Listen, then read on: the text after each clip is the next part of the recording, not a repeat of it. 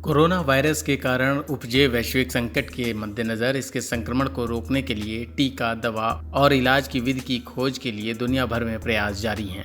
इस बीच corona virus को लेकर संक्रमण में इलाज के लिए प्लाज्मा थेरेपी को लेकर भी खूब चर्चा हो रही है।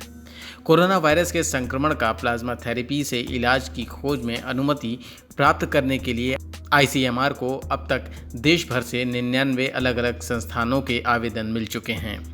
आईसीएमआर के शोध संबंधी मानकों को पूरा करने वाले संस्थानों को प्लाज्मा थेरेपी से कोरोना के इलाज की खोज करने वाले संयुक्त प्रयास में परिषद द्वारा भागीदार बनाया जाएगा।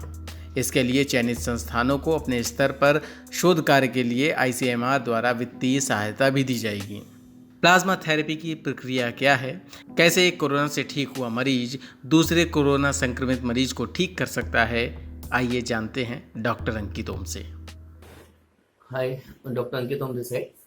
आजकल प्लाज्मा थेरेपी की जो बात चल रही है, एक प्लाज्मा थेरेपी होती है ऐसे वायरस, एक्यूट वायरस इन्फेक्शन में जब हमारे पास ज़्यादा कुछ ऑप्शन नहीं होते, एंटीवायरल ड्रग नहीं अवेलेबल होती क्योंकि वायरस बहुत नया होता है, इतनी क्लिनिकल स्टडीज़ नहीं होती, रिसर्च नहीं होती, उतने ही वैक्सीन नहीं होती। तो उस टाइम पे हमेशा ऐसा देखा गया है कि जो मेथड्स हैं प्लाज्मा मेथड बहुत कारगर साबित होते हैं। इनमें होता है क्या, इनमें ये होता है कि जो पेशेंट को इन्फेक्शन हो चुका है, सपोज कोरोना पेशेंट से एक पेशेंट रिकवर हो चुका है, तो उसके बॉडी में मतलब बॉडी का इम्यून रिस्पॉन्स आ चुका है।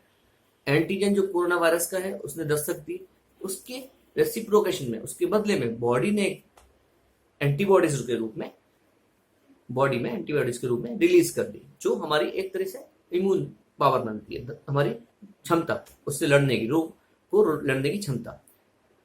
अब ऐसे मरीज जो इन्फेक्टेड हो चुके हैं, बुरी तरह से बीमारी नहीं हुई लेकिन इन्फेक्शन हुआ, एंटीबॉडीज बनी हुई ताकि वो खुद तो ठीक हो गए, अब उनकी बॉडी से प्लाज्मा को निकाल के सेग्रीगेट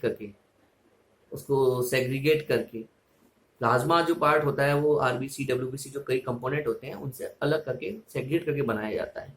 इस प्लाज्मा में इम्यूनोग्लोबिन और एंटीबॉडीज बहुत ज़्यादा अच्छी मात्रा में होते हैं। वो ही एक कोविड के पेशेंट को ट्रांसफ्यूज किए जाते हैं, उससे उस पेशेंट में रिकवरी होने के चांसेस बढ़ जाते हैं। ये एक बीच का बैरियर मेथड है एक तरीके से, कि जब तक हम स्पेसिफिक एंटीडोट, वैक्सीन या ड्रग का,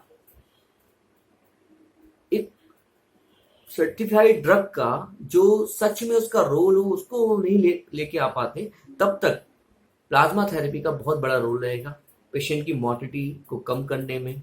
और इनफैक्ट इसके अलावा अभी कोई ज़्यादा मोड ऑफ ट्रीटमेंट्स अवेलेबिलिटी होती नहीं है। प्लाज्मा थेरेपी नई नहीं है, हमने बहुत पहले भी बहुत पेशेंट्स में की जा चुकी है, खरीदते आते हैं। और बेसिकली यही उसका कॉन्सेप्ट होता है कि जब तक नई मेडिसिन ना आ जाए, नई वैक्सीन ना आ जाए, तब तक हम ब्रिज करें और प्लाज्मा थेरेपी से पेशेंट को बचाएं। Thank you.